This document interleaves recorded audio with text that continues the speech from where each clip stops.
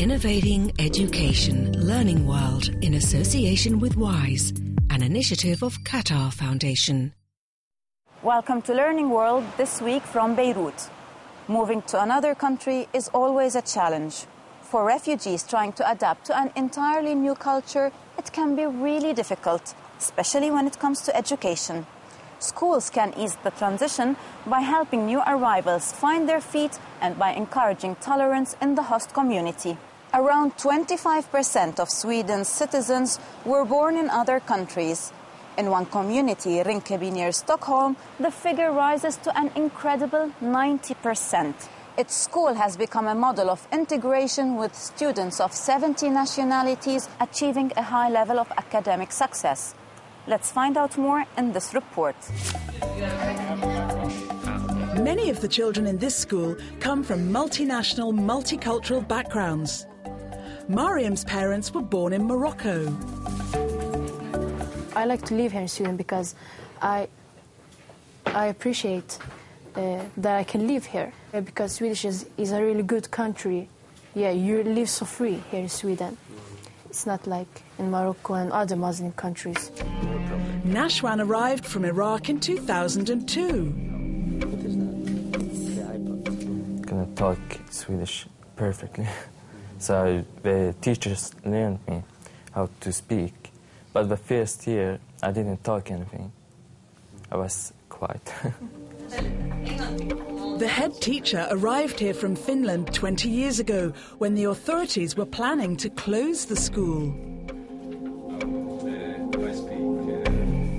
The school was burnout, a lot of graffiti everywhere, and 16 teachers had finished their job, so it was a lot of job to do to create order and believe in the future among the children, because the children, the pupils, they are the most important. And if they don't get self-confidence, believe in themselves and their plans for the future, they won't have a success. Today, this school has become a shining example to others. The students get top marks for maths in international competitions, and the laureates of the Nobel Literature Prize meet the students every year. Learning languages is the key to their success. If there are small languages with only 1 or 2 pupils, then I can hire a teacher for 1 or 2 or 3 lessons. So it's important that they get support from teachers from their own country. Newcomers need the most support. They come to Sweden because they can't stay in their countries. There are war or other situations, so they have a lot in their luggage. They are always present if they're not sick, and they are very motivated.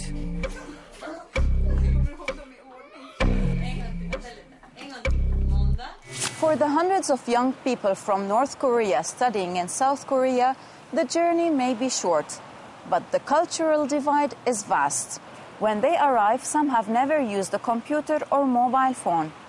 In Yumyang School, they help them adapt and deal with feelings of loneliness and isolation, as we learn in this report.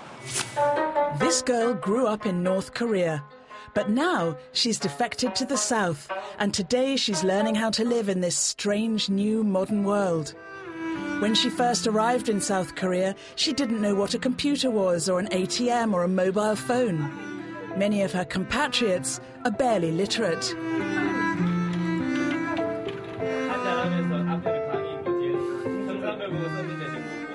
The first thing they learn is how to lead a normal life, how to deal with the bureaucracy, how to withdraw money from an ATM, a cash machine, and the basic manners you need in our society. Many of them are here alone, and their families are still trapped in the north. They're afraid to show their faces on camera in case it puts their relatives in danger.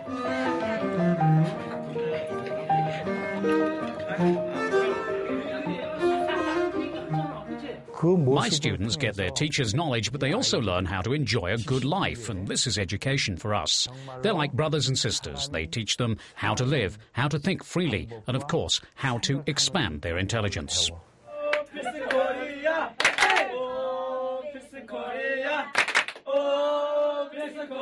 Ju-won Seok and his family left North Korea 4 years ago and are now enjoying life in Seoul.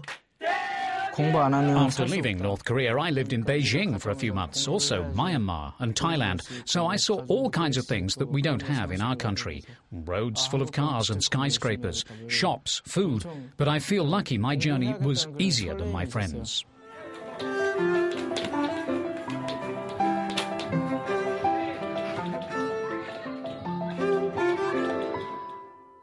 In some parts of southern Italy, once thriving communities have been transformed into ghost towns by immigration. In one, Rias, the school was on the point of closing for lack of children. But then the village opened its doors to hundreds of Kurdish asylum seekers and the classroom is full again. Let's take a look. 10 years ago, this Italian village was dying. As a result of massive emigration, there were only old people left here. There weren't even enough children to keep the primary school open. But then, a ship carrying 300 asylum seekers arrived on the nearby coastline, and the inhabitants of Riace opened the doors of the empty houses for them.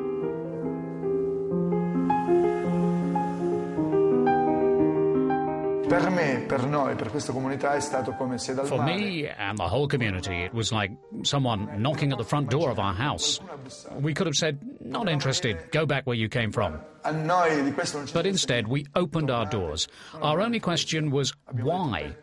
In the answers, we discovered a world of shocking injustice, violence, wars, and drama.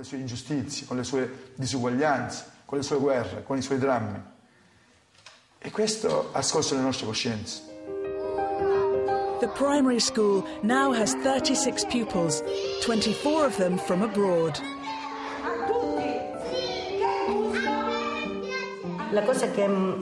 What made the deepest impression on me was a sweet child from Afghanistan. He said, "Teacher, in my country is war."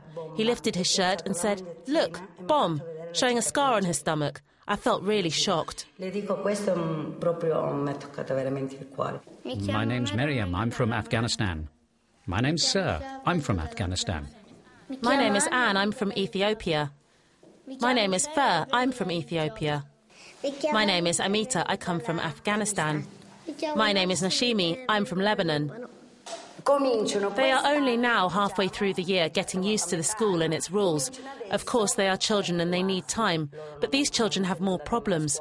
Most of them say they never went to school at home because of the situation. So being at school is an entirely new environment for them. Everything is new. The once dying village now has 4 new shops selling handicrafts.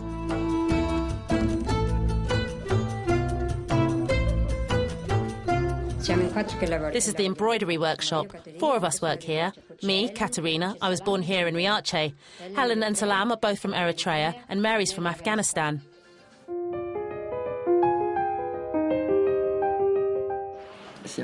Most have moved abroad, so there were only old and retired people left, so we welcomed these young newcomers.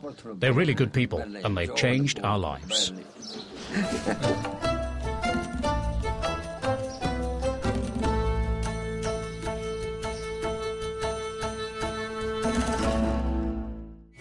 That's it for now. We will be back next week with different and inspiring stories from the world of education.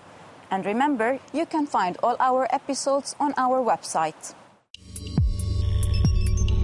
Learning World in association with WISE, an initiative of Qatar Foundation.